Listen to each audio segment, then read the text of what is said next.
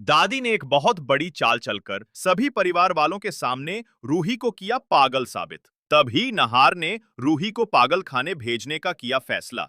जी हाँ दोस्तों, रूही अभी अपने बच्चे के गम में एक बहुत बड़े सदमे में है। उसे खुद नहीं पता कि वो क्या कर रही है। जब भी रूही एक गुड्डे को देखती है तो उसे लगता है कि वो उसका बच्चा है। वो उस गुड्डे के साथ खेलने लगती है, उसे खाना खिलाती है और माँ जैसा प्यार करती है। ये देखकर घर वाले परेशान तो हैं, पर दादी इस कमजोरी का फायदा उठाने की तैयारी में है।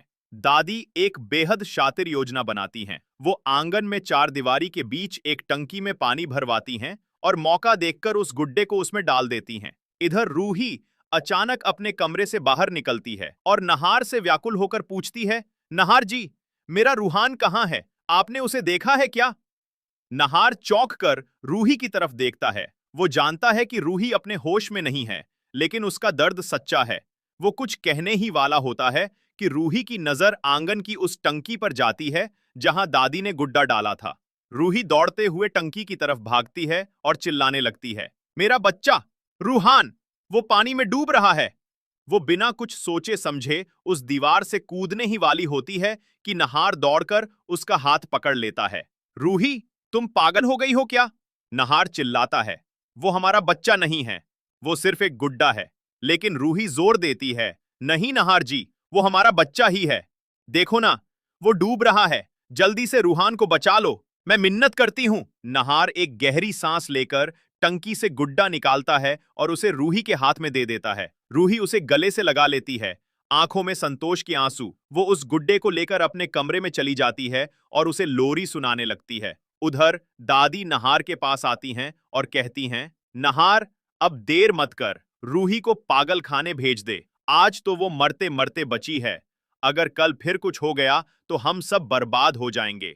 नहार कड़े स्वर में कहता है, दादी, आप अच्छी तरह जानती हैं कि रूही पागल नहीं है, वो सिर्फ अपने बच्चे के गम में टूटी हुई है। उसे उस गुड्डे में अपना बच्चा दिखाई देता है क्योंकि उसका मन उसे धोखा दे रहा है। दादी नहार की बात सुनकर गुस्से से थरथराने लगती हैं। वो तिल मिलाकर कहती हैं, नहार, मैं कुछ भी सुनने को तैयार नहीं हूं।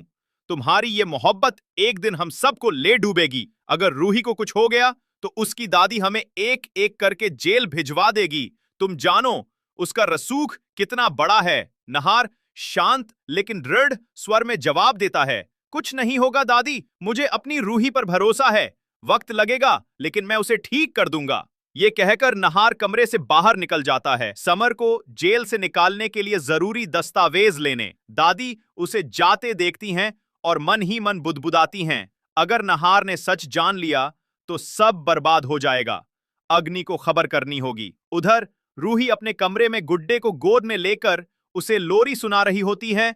उसका चेहरा सुकून में है लेकिन आंखों में एक अजीब सी बेचैनी। तभी कमरे की खिड़की से एक साया झांकता है। वो कोई और नहीं, अग्नि है, जो सबको धोखा देकर अब भी घर के आसपास छिपा हुआ है। सच ये है कि रूही का बच्चा ना तो मर चुका है और ना ही गायब हुआ है, बल्कि दादी और अग्नि ने मिलकर उसे अगवा करवाया है ताकि रूही को मानसिक रूप से अस्थिर साबित कर दिया जाए। अग्नि की आंखों में छलकता है एक क्रूर संतोष। बस कुछ दिन और फिर रूही खुद ही अपने आप को इस दुनिया से खत्म कर देगी।